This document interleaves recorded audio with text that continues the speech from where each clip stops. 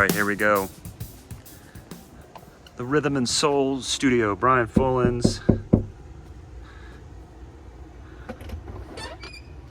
Hey, Brian. Hey, Matt. I was just in the neighborhood, man. I just thought I'd stop by and kind of see how you're doing. Yeah, I hope you're not in the middle of anything. I'm not. I'm just getting ready to listen to some tracks I've been working on. So that's about it. But welcome to Rhythm and Soul Recording. Rhythm and Soul Recording. Look at this. And this is kind of the, there it is, kind of the loungy area. Yeah. We felt like it was important to have a place where people could sit and fellowship and dine a little bit or hang out that where it doesn't, there's no sound bleed into the studio. Yeah. So all these walls are double walled with plenty of insulation in between the walls and so forth to keep the noise level down. So, but it's a great place. So we've got a kitchen, great place to hang out, have lunch, dinner, snacks, whatever, make coffee. I love it. So it's a cool hang. Tell us about this here. What, the marimba? Yeah. Well, this Vintage marimba? Yeah, this is from 1942. It's a Deegan. I'm not sure what the serial number is on it, but I know it's pretty low. But what's cool about it, if you can kind of get in here and see, the whole thing goes together like a puzzle. There's very little metal on here because this was built during World War II, and in World War II, you could only have a small percentage of metal on any musical instrument. That's why we see drums that have the lug casings are made of wood. Right. Because they were only allowed so much metal because obviously it was being used for ammunition and for the war. It's like the Victory series or yeah, all those different names exactly describing it. So, there's a little bit of metal here in the spacers and so forth. The only thing that's not original on here is the string that had broken. But everything else is original. Beautiful. And these resonators are actually made of cardboard. It's a Oh my pressed gosh. cardboard. They have the caps in there, so they're tuned. I mean, you could blow in them and get the tuning. But they're made of a pressed cardboard. This is all the original paint, as you can see. It really sounds great. Beautiful. I love it. The spacing is a bit wide, and the bars are similar to that of like a xylophone. But it's. I got this in 1979. I've had it all these years. Wow. Yeah, You were 3 years old. I was 3 years old. That's exactly right. But it's worth 10 times what I paid for it. It's a nice instrument. That's beautiful. Nice. All right, let's check this out. We had a great conversation with Bart Vanderzee from Drum History podcast. And oh, yeah. he talked about that whole World War II series, which of course I'm all... It's amazing. Yeah, it's really fascinating. So this is the ISO booth. You can hear definitely the difference, even Completely. with the doors open. And a company called Design Technic had designed this whole studio space for me. Not the lounge, but once we step in the studio, they designed this whole space. And the walls are a proprietary design, and they're multi-layered. And again, all the walls in here are 2 sets of walls. So they're kind of rooms within a rooms sort of thing. And the studs don't touch. And if they do, someplace where we do feel, because it's just, you're dealing with wood. So if we felt like it was touching somewhere, we would use neoprene spacers to keep the vibrations at minimum, or to try to disrupt the vibrations. The stud pattern, however, in here is not 16-inch centers. They're 9, 12, 16, 20, 16, 12, 9, and so forth. So there's no standing waves anywhere inside the walls. Everything disrupts. So one thing you'll notice about my studio is there are square walls. There are walls so you'd look at it and go, well, why? Most studios, people will build them and the walls will be at weird angles and that sort of thing to reduce standing waves. But there are other ways to do that. And one of those ways is to not have equal stud pattern. Oh, interesting. And then inside there is regular R13 insulation, but unfaced. And then the proprietary wall pattern that's a double space sort of wall that Design Technic built. And it allows the room to breathe, but it controls the EQ. So what you notice in here is you can hear the high end, you can hear the low end of the room. It doesn't sound dead. There's none of this muffling it's not dampened, it's controlled. There's a big difference. Yeah. So Okay. it's pretty cool. But Wow. when we close the doors and I do acoustic guitar in here or vocals, it sounds amazing. Wow. As a matter of fact, it sounds so good. The last time we cut acoustic guitar, I actually put in room mics. So that we had a mic on the acoustic guitar, but then we had mics outside of the guitar like this. Yeah. And so, but the room filled so much with the sound of the guitar that the room mic, you didn't hear them as room mics. You could hear the full breadth of the guitar. It was pretty Wow. ridiculous. Pretty Wow. amazing. Love it.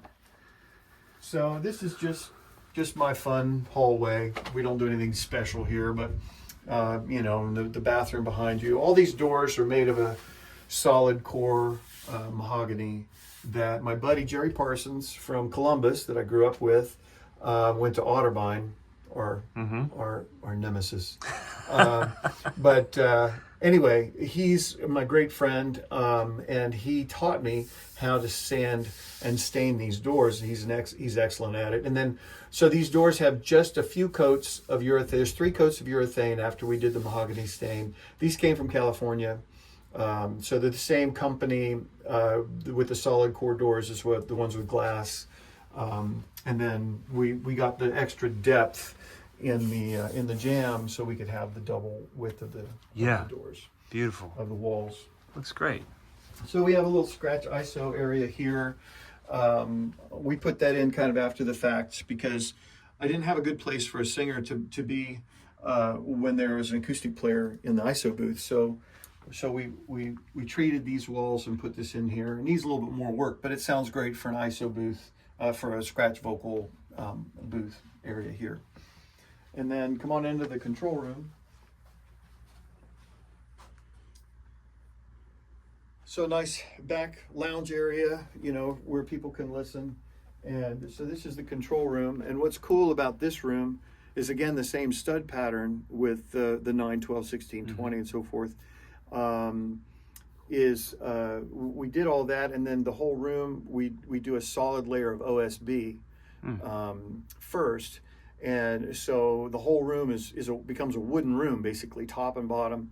And then we did 2 layers of drywall with green glue in between, and then a million screws. I mean, about 4 of those big Home Depot buckets of screws, which then the OSB being everywhere in the room, you could put a screw anywhere and always hit wood.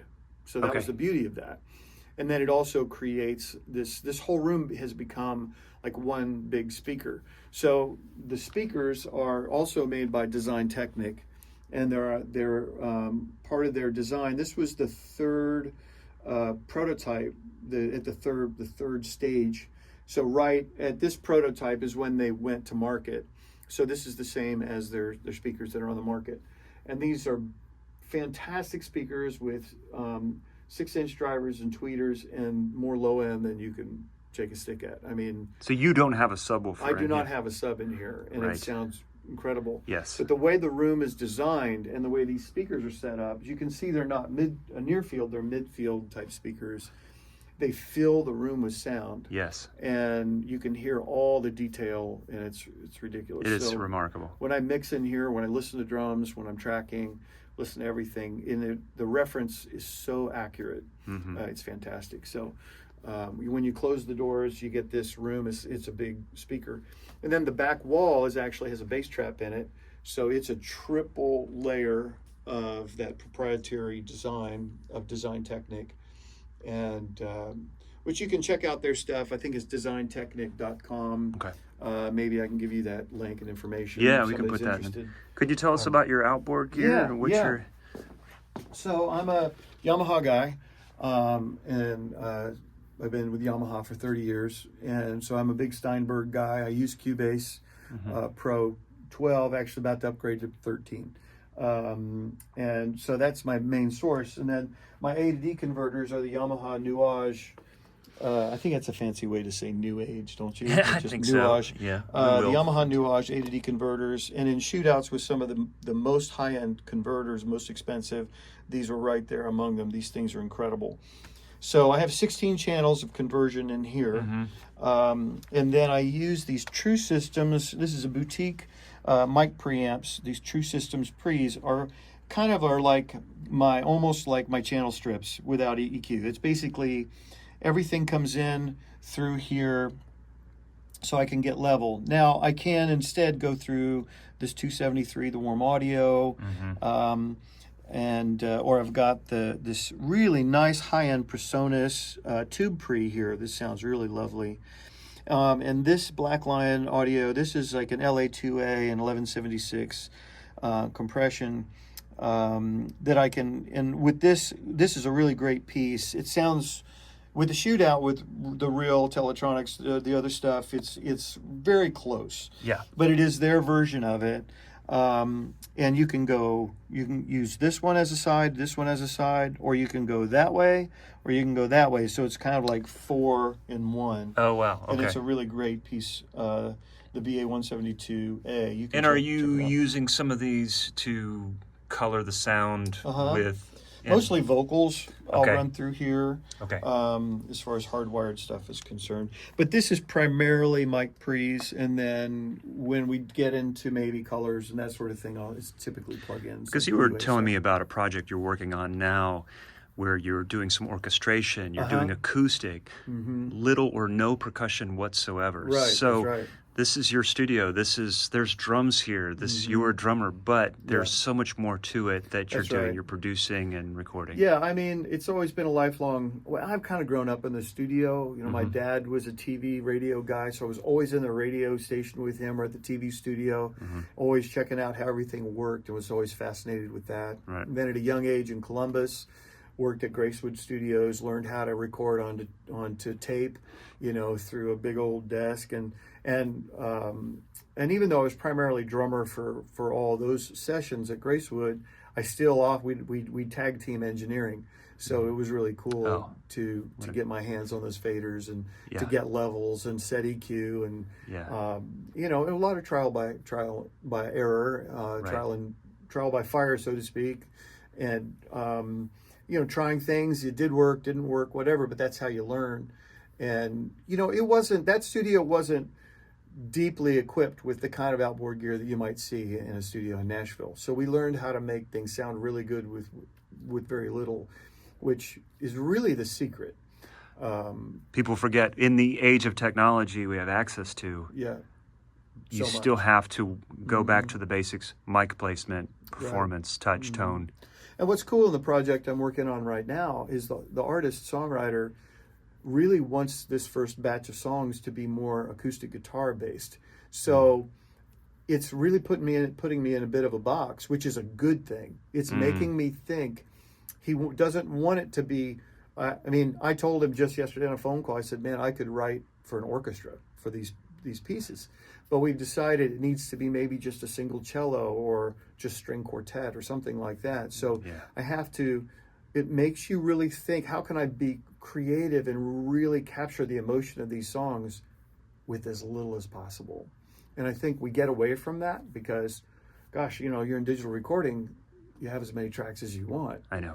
Choices are endless. So learning to make great music on 4 channels like the Beatles, or on 8-track machines, or we had 16 tracks in Columbus when I was growing up. That was it. When we got a second 16-channel machine, we were like, we couldn't think of things to use.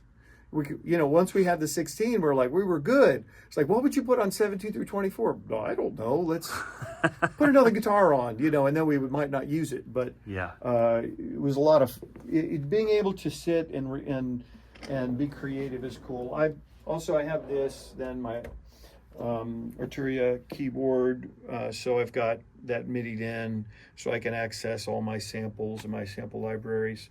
So as I'm sitting here creating, maybe writing a cool piano part or string quartet stuff, I can do it here and listen back and really get a good sense of what I'm doing, which is what most people are doing. Right. And I'm starting to write for some small films and that sort of thing too. So which is cool. And Beautiful. I keep wanting to do the percussion live. You know, there's percussion libraries out there, and I don't want to start falling prey to just finding samples. I want to do it for real. For real. It makes it original too.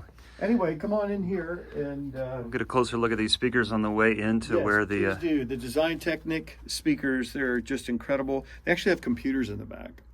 these little mini computers, and so they can they'll connect when they come in to tune the room. They connected to the laptop, came in here, and then they could control the speakers and the EQ. And what we found is this room was really flat with a little bump. I think we had around 100 that we wanted to flatten out. So they were able to EQ the room to the speakers. So cool. Yeah, it's pretty cool. Little Ferrari red going on there. Yeah, man. Heck yeah. I love red. Can you tell? Yeah.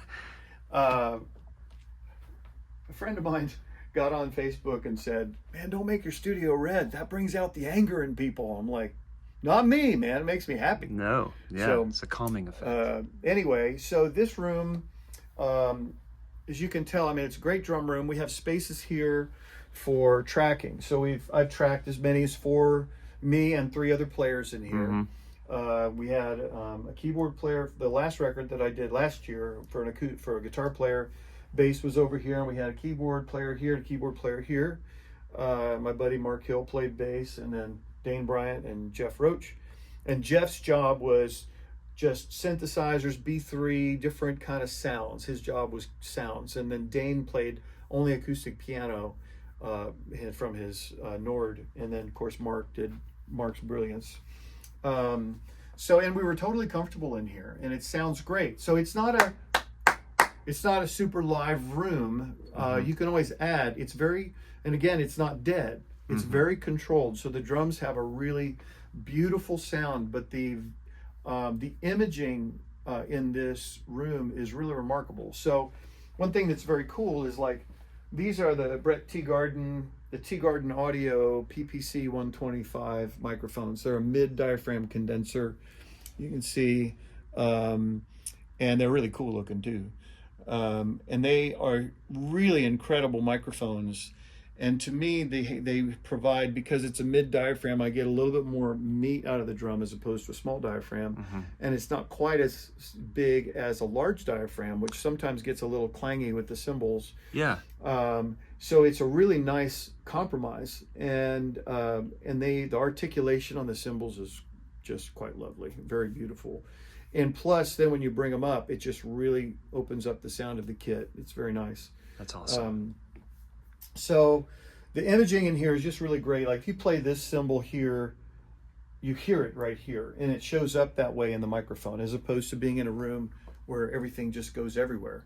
And sometimes just adding deadening to the walls, all it does is deaden that spot, right? It doesn't, so it still reflects in other places. It's just that one spot, it gets dead. So it actually doesn't really level out the sounds in the room. It just makes it a little dead live, which I suppose you could find a nice combination of that. But the way this room is built, that proprietary design technique is doubled in the ceiling and behind the red walls where the cloth is. Yes. So, but behind the wood, yes, it's a single layer of that, and then with some insulation in there, and then the wood. And the wood's actually math. So the wood's in a specific order to work with the frequencies in the room. It's really ridiculous. That's okay. Listen, I didn't dream it up. I just followed the directions. I just followed the instructions. But this is cedar wood from East Tennessee. And there were 700 pieces of this that showed up on my doorstep one day. And my buddy Jerry and I went through and sanded every single piece with an orbital sander. And then that's one quick, we put pre-stain on because it's cedar's a very soft wood. Yeah. So we put some pre-stain on, and then we put one quick layer of mahogany stain and quickly wiped it off. So there's no finish on any of the wood. It's just colored to the color I want. And then I don't know if you've ever seen cedar. When you first get it, it's like purple and white. It's just really a pretty wood. Yeah. I mean, it's fine. But once it starts to brown out a little bit, for me, then it gets warm and really beautiful and dry out. So we'd actually let the wood dry out a little bit. I would have to go out in the garage and turn it like every other day so it wouldn't warp funny. Wow. But we wanted it to dry out a little bit, so when we put it up, it wouldn't overly warp. So you can see a little bit of movement in it, but that's a good thing. How long did it take to put all this together? 5 years. 5 years. Mm-hmm. Okay. In June of 2018 is when we designed, and we we tried a little session in 2021, but I didn't really have everything together. It was really mostly this room was pretty much finished. In 2022, June of 2022 is when we booked our first like full-on session where we had the new speakers and everything was done. Okay. So that's really how long it's taken to do that. And there's still a few things I walk around and I think, oh, I need to do this or do that. But then getting the equipment in, getting all the gear in, and you can see over here, go around and check this out. This was a really cool desk that I had built. So it's very similar to the other one in that I have the same True System mic pre's in here. So these things, they don't make them anymore. It's a vintage piece. They're so clean, but in a good way. It's not it's transparent, but adds body to the sound that you're pushing through it. It's not like just does nothing. I don't know where these were made originally. I think in Arizona possibly, but if you ever look them up online, they got amazing reviews online, and it's the only mic pre that that Neumann for the longest time recommended that they put their microphones through. Oh, nice. Which is why I got them, and Ricky Skaggs actually was into it, and I thought that was cool, so that's why I got it. But you can see then in my lunchbox, I've got some 512s here, some API. Then I'm running like my center mic and a bottom mic through that. These Neve 511s are really lovely sounding, and I've got the silk turned all the way up. So, and I've used the Fathead 2 room mics in there, and then the Warm Audio or some extra pre's that I have that I might run a snare through or some other things. And then these here, this is the Brett Teagarden Magic Pre, the 4100, and these just sound incredible. I did a shootout with these, the True Systems and the Neve, and all of them were very close, but these won the shootout by a couple percentage for me. Pretty simple, you know, you just have a pad and you've got your Phantom. That's it. It's just a nice clean sound that goes through, but it just really pulls out the warmth out of a drum. You can really hear the wood when you run through those Magic Pre's. They're just incredible. Amazing. And then I have, you can see towards the bottom there, I have another, I've got another 16 channels of converter, and so everything goes into the pre's, into the Nuage 16 channels, and then Cat 6 cable out of there into the main system. And you can see the cable running through. Yeah. And so, you know, it's amazing. And then with the screen right there, I can run a whole session from here because it's a mirror image of what happens in the control room. Right. Or if I've got an engineer, I can see what he's doing over here. Yeah. Yeah. So it really makes for a great setup. It's super easy. I can sit and do everything from right here, track a whole band if I want to. So beautiful drums, Yamaha. Yeah, these are Yamaha Birch Custom Absolute. Little bit older kit. I think the Tour Customs is basically, no, the Tour Customs are maple. But anyway, this kit is my favorite studio kit, and I've got I've got the 22, this is by 16, and I have a 24 by 16 that I can use as well. And then that's a 12-15, and the 16-inch is actually not, it doesn't match. I bought that a little bit later.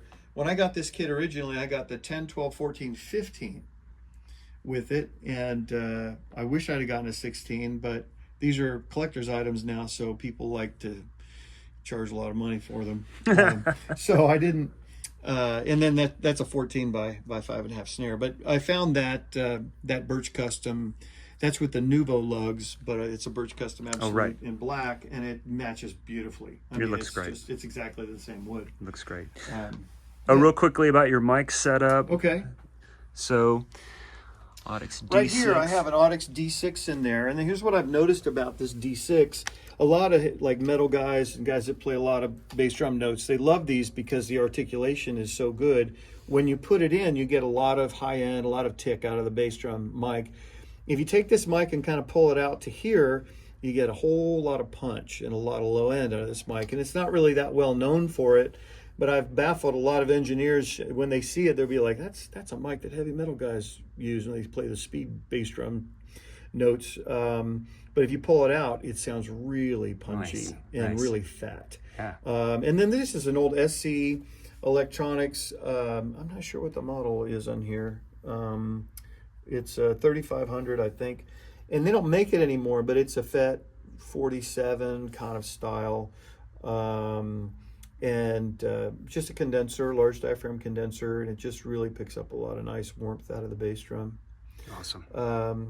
The tom mics that I have up right now are the Sennheiser E604s, and actually I've had these a long time. I was a Sennheiser artist for a period, and when they first made these are some of the very first ones they made, and they sound really, really good. I'm really happy with them.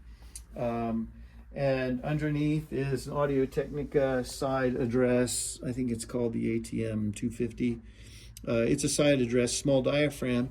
And I like that under there because it just picks up some air in the drum, and it just gives me the snares. And I don't like a lot of bottom snare mic in my drum sound. I just want to kind of hear the wires and bring a little bit of dimension into the drum, and Right. that does a nice job for me. And then just a standard SM81 on the hi-hat. I've got the high pass. No, I got it flat right now, I guess, for the hat. And then if I want to play this little hat, like if I'm doing a loopy thing with this old Ludwig, I might use this smaller hat and maybe a soft beater. And this mic picks up both of them nicely. This is one of the V-Beat SE mics. They sent me some of those mics to check out. And, Yeah, I'm pretty happy with them. I also use the kick mic periodically because it has the different settings for classic and for modern sounds, and you can kind of mix and match. I tried that. Really It's nice. great. It's great. So then all the This tom guy. mics. And then this is actually a 214, and it's the 414, the AKG 414, has the different patterns on it.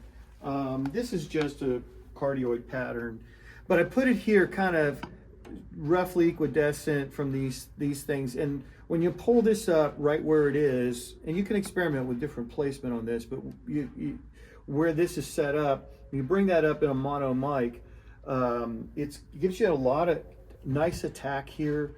You got to watch your phasing a little bit, but gives you a nice attack out of the kick, a little bit more body out of the snare drum. Sometimes you can just throw some distortion on it and mess it up and make it just kind of add some grit to your drum sound if you want, or you can turn it into a loop or something like that. So yeah, that's basically it, man. And then we have these everybody's got a talk back with a foot switch.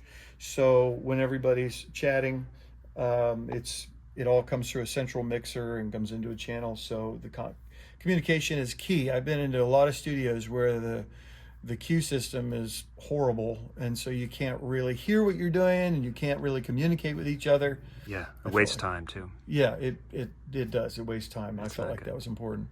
Oh, the room mics. The room mics. This is cool. So these are the Fathead 2s, and what's beautiful about these, man, I love them, is they're the figure of 8. So what's cool is there's nodal points here. So it doesn't pick up any sound there, but it picks up sound on either side. Right. So when you set them up in a way to capture, basically I've tried to set them up in a way, this is a little off here, but to kind of point to the corners of the room. And these Fatheads just have a beautiful low end to them. They just sound really great. It's a ribbon mic. And that's what the figure of 8 is. So they have the nodal points here. If you put this right in front of your drum kit and you had it facing this way, you'd get a really cool roomy sound out of it, just as a mono mic, but it gives you this really interesting roomy sound because it picks up on either side. Oh, the nodal point. And the nodal points pointing to the kit. Right, But if you turn it this way, then you get a more direct mono sound out of it. Yes. So it's a really cool thing. Anyway, you take that same concept, but put it in stereo, you can really capture the sound of your room.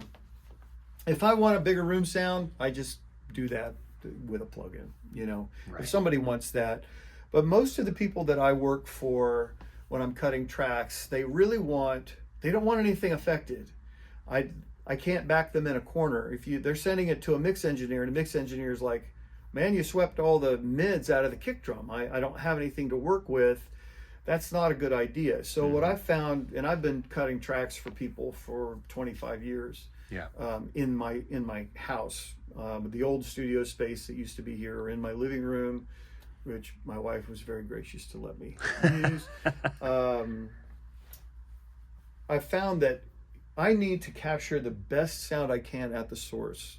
I get the best kick, and I tune the drums for the microphones. A lot of guys tune, maybe to how it sounds to their ear, but their ear is 2 feet above the drum.